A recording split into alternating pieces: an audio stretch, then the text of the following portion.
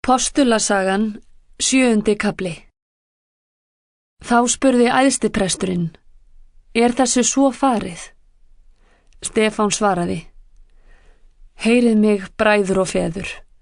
Guð dýrðarinnar birtist föður vorum Abraham, hann var enn í Mesopotamíu, áður en hann settist að í Haran, og sagði við hann: Far þú burt úr landi þínu og frá ættfólki þínu til landsins sem ég mun vísa þér á. Þá fór hann burt úr Kaldealandi og settist að í Haran. En eftir lát föður hans leiddi Guð hann þaðan til þessa land sem þið nú byggið. Ekki gaf hann honum óðal hér, ekki eitt þverfett, en hann hét honum að gefa honum landið til eignar og niðjum hans eftir hann, þótt hann væri enn barnlaus.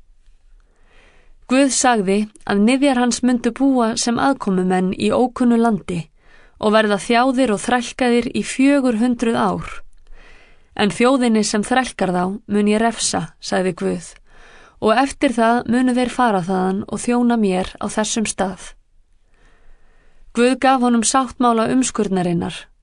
Síðan gat Abraham Ísak og umskar hann á 8. degi og Ísak gat Jakob og Jakob ættfeðurna 12. Og ættfeðurnir öfunduðu Jósef og seldu hann til Egyptalands. En Guð var með honum, frelsaði hann úr öllum þrengingum hans og veitti honum visku og lét hann á hilli faraós svo að hann skipaði hann höfðingja yfir Egyptalandi og öllum eigum sínum. Nú kom hallari á öllu Egyptalandi og Kanan og mikil þrenging og feður vorir höfðu ekki lífsbjörg. En Jakob heyrði að korn væri til á Egyptalandi, sendi hann forfeður voru að þangað hið fyrra sinn. Og í síðara skiptið gaf Jósef sig fram við bræður sína og faraó var kunn ætt Jósefs. En Jósef sendi eftir Jakobi föður sínum og öllu ættfólki sínu 75 manns og Jakob fór suður til Egyptalands. Þar andaðist hann og forfeður vorir. Þeir voru fluttir til Síkem og lagðir í grafreitin Abraham hafði keypt fyrir silfur af sonum Hemors í Síkem. Nú tók að nálgast sá tími ræta skildi fyrirheitið sem Guð hafði gefið Abraham. Fólkinu hafði fjölgað og það margfaldast í Egyptalandi. Þá hófst til ríkis þar annar konungur eigi vissi skinn á Jósef. Hann beitti kyn okkar slægð og lék forfeður vora illa. Hann lét þá bera út ungbörn sín til þess að þjóðin skildi eigi lífi halda. Þessar mundir fættist Móse og var forkunnar fríður. 3 mánuði var hann fóstraður í húsi föður síns. En hann var útborinn, tók dóttir faraós hann og fóstraði sem sinn son. Móse var fræddur í allri speki Egypta og hann var máttugur í orðum sínum og verkum. Þegar hann var fertugur að aldri, kom honum í hug að vitja ættmenna sinna Ísraelsmanna. Hann sá einn þeirra verða fyrir ójöfnuði og rétti hlut hans, hefndi þess sem meingjörðina þoldi og drap Egyptan. Hann hugði að bræður hans myndu skilja að Guð ætlaði að nota hann til að bjarga þeim, en þeir skildu það ekki. Næsta dag kom hann þar að sem 2 þeirra slógust. Hann reyndi að stilla til friðar með þeim og sagði: Góðir menn, þið eruð bræður, hví eigist þið illt við? En sá sem beitti náunga sinn órétti hratt honum frá sér og sagði: Hver skipaði þig höfðingja og dómara yfir okkur? Þú ætlað þú ekki að drepa mig eins og þú drafst Egyptan í gær. Við þessi orð flýði Móse og settist að sem útlendingur í Mídíanslandi. Þar gat hann 2 sonu. Að 40 árum liðnum birtist honum engill í eyðimörk Sínaífjalls í logandi þyrniruna. Móse undraðist sýnina, gekk nær og vildi hyggja að.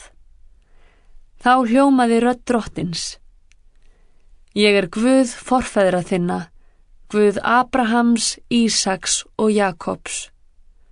En Móse skelfdist og þorði ekki að hyggja frekar að. En drottinn sagði við hann: Leys af þér skó þína, því að staðurinn sem þú stendur á heilög jörð. Ég hef séð áþján fólks míns á Egyptalandi og heyrt andvörp þess og ofan kominn að frelsa það. Kom nú, ég sendi þig til Egyptalands. Þennan Móse, sem Ísraelsmenn höfnuðu með því að segja, hver skipaði þig höfðingja og dómara? Hann sendi Guð, sem höfðingja og lausnara með fulltingi engilsins honum birtist í þyrnirunanum. Það var Móse sem leiddi þá út úr Egyptalandi og gerði undur og tákn á Egyptalandi, í Rauðahafinu og á eyðimörkinni í 40 ár. Þessi sami Móse sem sagði við Ísraelsmenn, spámann eins og mig mun Guð láta koma fram úr hópi ættmenna ykkar. Það var hann sem var í söfniðinum í eyðimörkinni ásamt englinum sem talaði við hann á Sínaífjalli og með feðrum vorum. Hann tók á móti lifandi orðum að gefa okkur. Eigi vildu forfeður voru hlýðnast honum, heldur hrundu honum frá sér og þráði í hjörtum sínum Egyptaland. Þeir sögðu við Aron, ger okkur guði sem geta farið fyrir okkur, því að ekki vitum við hvað orðið af Móse þeim sem leiddi okkur brott af Egyptalandi. Og á þeim dögum smíðuðu þeir kálf, færðu skurðgoðinu fórn og glöddust yfir verki handa sinna. En Guð sneri sér frá þeim og lét þeim eftir að dýrka her himinsins eins og ritað í spámannabókinni. Ekki færðu þér mér sláturdýr og fórnir árin 40 í eyðimörkinni, Ísraelsmenn. Nei, þér báruð tjaldbúð Mólóks og stjörnu Guðsins Refans, myndirnar sem þér smíðuð til þess að tilbiðja þær. Ég mun herleiða yður austur fyrir Babýlon. Forfeður vorir höfðu vitnisburðar tjaldbúðina með sér í eyðimörkinni. Guð sem talaði við Móse hafði boðið honum að gera hana og hann lét gera hana eftir þeirri fyrirmynd sem hann sá. Forfeður vorir tóku við henni og fluttu hana með sér undir stjórn Jósúa inn í landið sem þeir tóku til eignar af heiðingjunum sem Guð rak brott undan þeim. Hver ný kynslóð tók við henni allt til daga Davíðs. Hann fann náð hjá Guði og bað að hann mætti finna bústað fyrir Jakobs Guð. En Salómon reisti honum hús. En eigi býr hinn hæsti í því sem með höndum gert. Spámaðurinn segir, himinin hásæti mitt og jörðin skör fóta minna. Hvaða hús munu þér reisa mér, segir drottinn, eða hver hvíldarstaður minn? Hefur ekki hönd mín skapað allt þetta? Þið harðsvíraðir og óumskornir í hjörtum og á eyrum. Þið standið ávallt gegn heilugum anda eins og feður ykkar. Hver var sá spámaður sem feður ykkar ofsóttu eigi? Þeir drápu þá boðuðu fyrir fram komu hins réttláta og nú hafið þið svikið hann og myrt. Þið sem fenguð lögmálið hendur engla, hafið samt eigi haldið það. Þegar ráðsherrarnir heyrðu þetta, trylltust þeir og gnýstu tönnum gegn Stefáni. En hann horfði til himins, fullur af heilugum anda og leit dýrð Guðs og Jesú standa til hægri handar Guði og sagði, ég sé himnana opna og mannsoninn standa til hægri handar Guði. Þá æptu þeir hástöfum, héldu fyrir eyrun og réðust að honum allir sem einn maður. Þeir hröktu hann út úr borginni og tóku að grýta hann. En vottarnir lögðu yfirhafnir sínar að fótum ungum manni Sál hét. Þannig grýttu þeir Stefán. En hann ákallaði drottinn og sagði, Drottinn Jesús, meðtak þú anda minn. Síðan féll hann á kné og hrópaði hárri röddu, Drottinn, lát þá ekki gjalda þessarar syndar.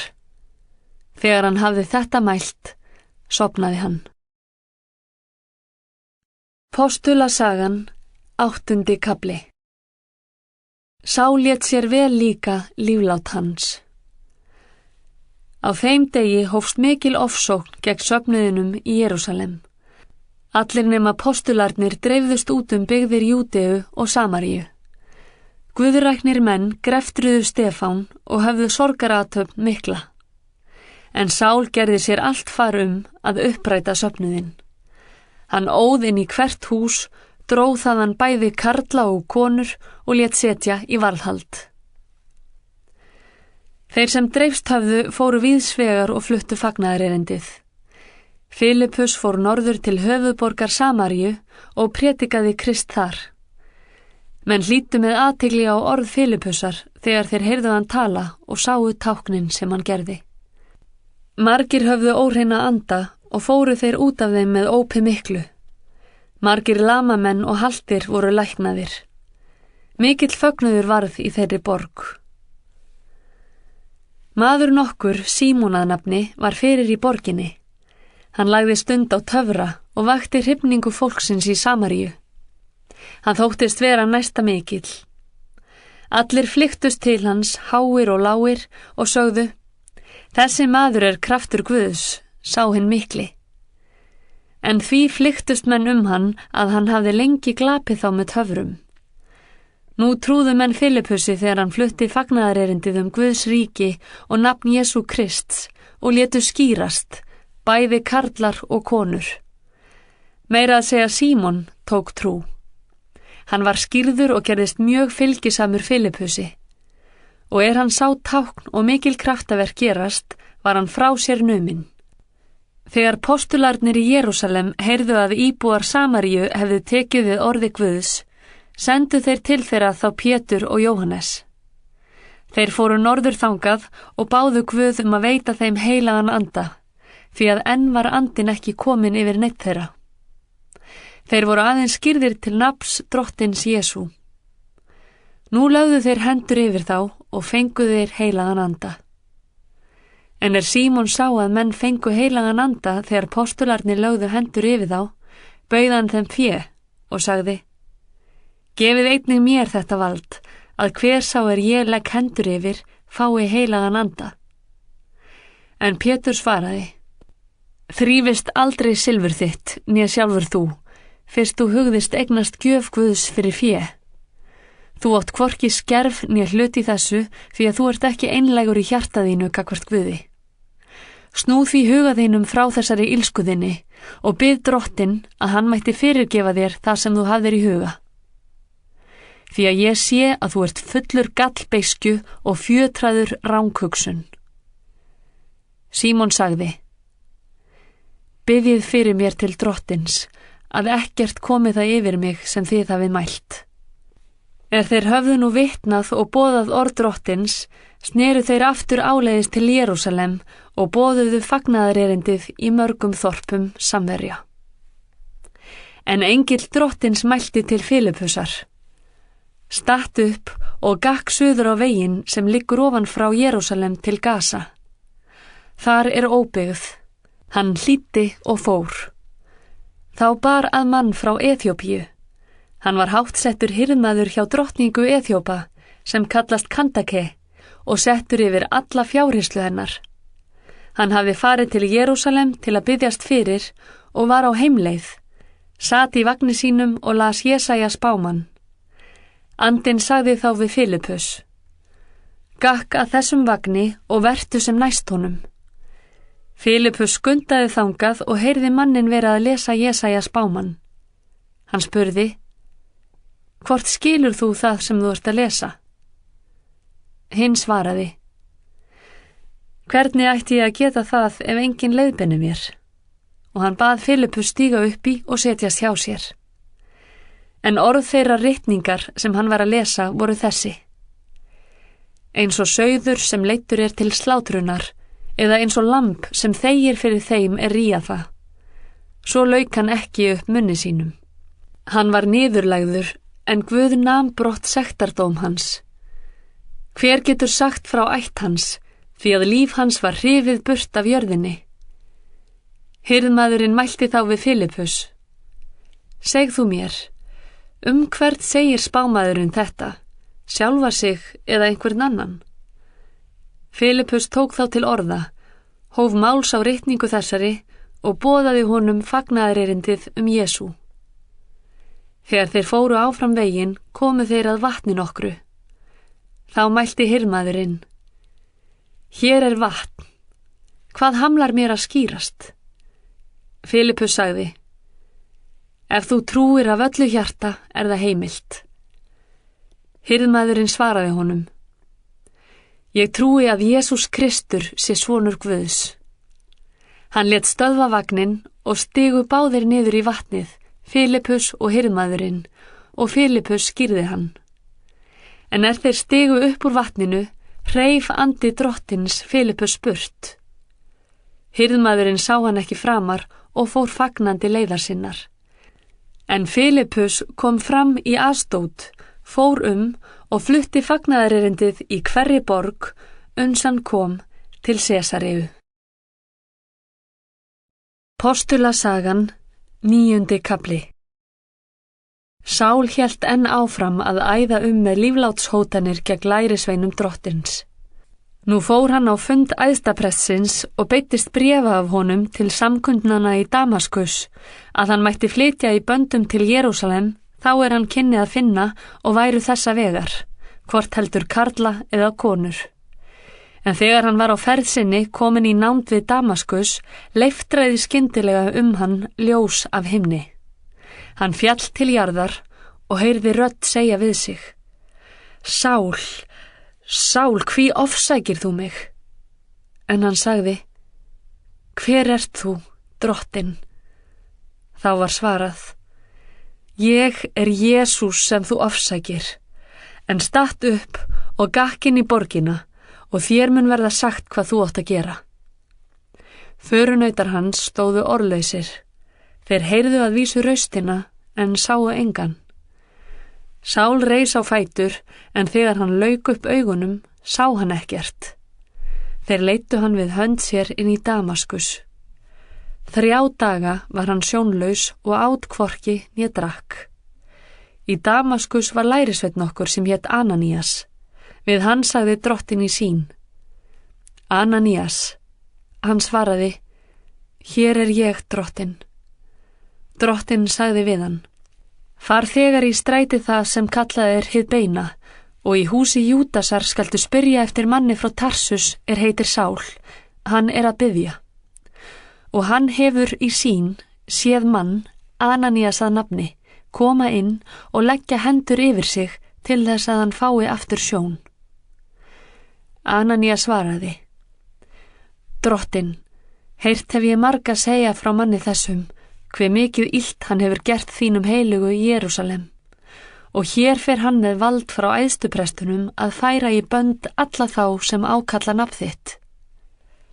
Drottin sagði við hann: Far þú, því að þennan mann hef ég valið mér að verkfæri, til þess að bera nafn mitt fram fyrir heiðingja, konunga og börn Ísraels, og ég mun sýna honum hversu mikið hann verður að þola vegna nafns míns. Þá fór Ananías af stað, gekk inn í húsið og lagði hendur yfir hann og mælti: Sál, bróðir, drottin Jesús hefur sendt mig, sá birtist þér á leið þinni hingað. Þú átt að fá aftur sjón þína og fyllast heilugum anda. Jafnskjótt var sem hreistur fjalli af augum hans. Hann fékk aftur sjónina, stóð upp og lét þegar skýrast. Síðan neytti hann matar og styrtist. Sál var nokkra daga hjá lærisveinunum í Damaskus og tók þegar að prédika í samkunduhúsunum að Jesús væri sonur Guðs. Allir þeir sem heyrðu það undruðu stórum og sögðu: þetta ekki maðurinn sem reyndi í Jerúsalem að útrýma þeim sem ákölluðu nafn Jesú? Kom hann ekki hingað til að fara með þá í böndum til æðstuprestana?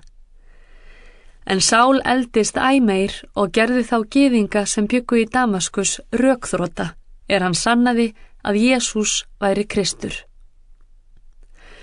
Að allmörgum dögum liðnum réðu gyðingar með sér að taka hann af lífi. En Sál fékk vitneskju ráðagjörð þeirra. Þeir gættu borgarhliðana nótt og dag til að ná lífi hans. En lærisveinarnir tóku hann nótt og komu honum út fyrir borgarmúrin með því að láta hann síga ofan í körfu.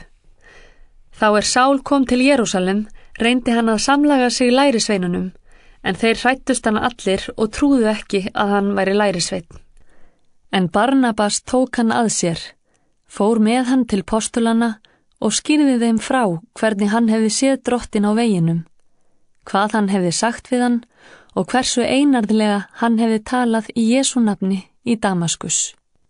Dvaldist Sál nú með þeim í Jerúsalem, gekk þar út og inn og talaði einarðlega í nafni Drottins. Hann talaði og háði kappræður við grískumælandi gyðinga, en þeir leituðust við að ráða hann af dögum. Þegar söfnuðurinn var þess var, fóru menn með hann til Sesareu og sendu hann áfram til Tarsus. Nú hafði kirkjan frið alla Júdeu, Galíleu og Samaríu. Hún byggðist upp og lifði í Guðs ótta og óx við örvun og styrk heilags anda.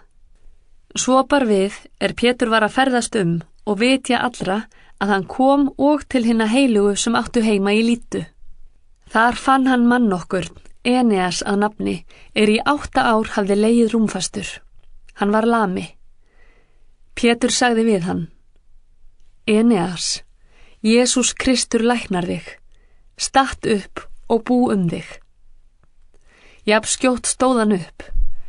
Allir sem áttu heima í Lítu og Saron sáu hann og sneru sér til Drottins. Í Joppe var lærisveinn, kona að nafni Tabitha, á grísku Dorkas. Hún var mjög góðgerðasöm og örlát við snauða. En á þeim dögum tók hún sótt og andaðist. Var hún lauguð og lögð í loftstofu. Nú Líta í grennd við Joppe og höfðu lærisveinarnir heyrt að Pétur væri þar. Sendu þeir 2 menn til hans og báðu hann: Kom án tafar til okkar.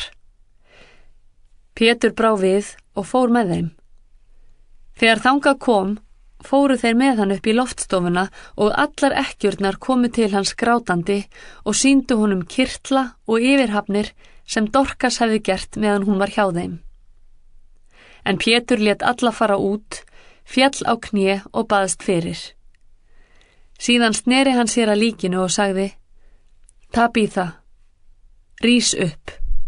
En hún opnaði augun, sá Pétur og settist upp.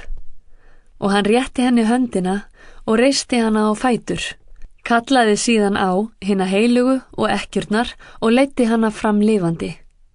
Þetta barst út alla Joppe og margir tóku trú á Drottinn. Var Pétur kyrt í Joppe allmarga daga hjá Símoni nokkrum sútara. Postulasagan, 10. kafli. Maður nokkur var í Sesareu, Kornelíus að nafni, 100-höfðingi í ítölsku hersveitinni. Hann var trúmaður og guðrækinn og heimafólk hans allt. Hann gaf gyðingum miklar ölmusur og var jafnan á bæn til Guðs. Dag einn nón sá hann berlega í sýn engil Guðs koma inn til sín sagði við hann: Kornelíus. Hann starði á engilinn, varð óttasleginn og sagði: Hvað það, Herra? Engillinn svaraði: Bænir þínar og ölmusur stignar upp til Guðs og hann minnist þeirra. Send þú nú menn til Joppe og lát sækja Símon okkur kallast Pétur. Hann gistir hjá Símoni nokkrum sútara sem á hús við sjóinn.